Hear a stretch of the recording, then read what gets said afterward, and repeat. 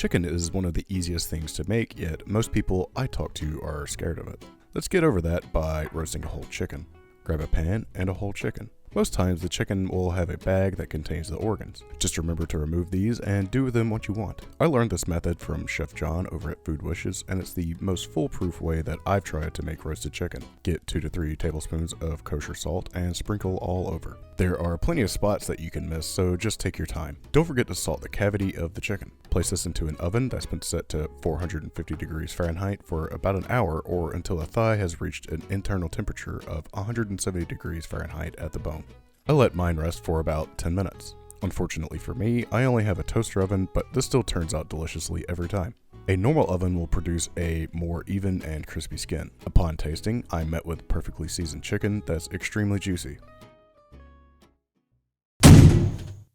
Before we get to the half chicken, let's show you how to spatchcock. Get your whole bird and turn it to where the breasts are facing down. Here you'll see the spine, which we need to remove. Use a very sharp knife or a pair of kitchen shears to remove it. The bones here are pretty small and easy to cut through. Here's the spine. Save it along with your scraps to make a stock. Once the spine is removed, take your knife and cut a shallow slice through the soft cartilage in the middle of the bird. Flip it over and press firmly to flatten it out. This is a spatchcocked chicken. We only need half of this for now, so just cut it in half.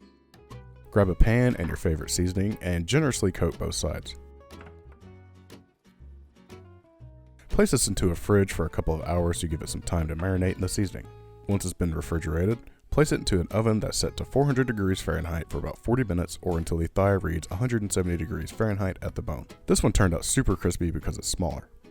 I really like this method because you get an even cooking just like the spatchcock method. The less time the breast is in, the more chances of it staying juicier for longer.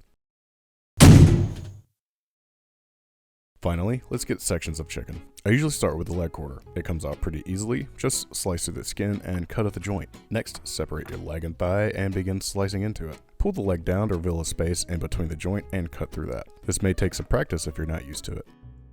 Finally, follow a similar pattern with the wing and breast. Pull apart, find the joint, and slice.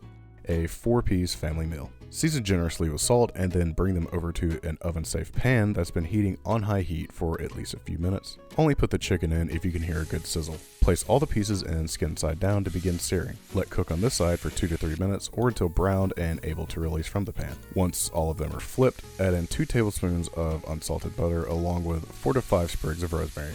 Tilt the pan and baste each piece a couple of times with your butter. Remove from the stove and place into an oven that's been set to 350 degrees Fahrenheit for 15 to 20 minutes or until the thigh reads 170 degrees Fahrenheit at the bone. I was exceptionally hungry at this point and forgot to hit record before digging in. Again, super easy, super juicy, and super tasty. I wasn't going to eat all of this, so I decided to feed my parents, who confirmed that you should like and subscribe.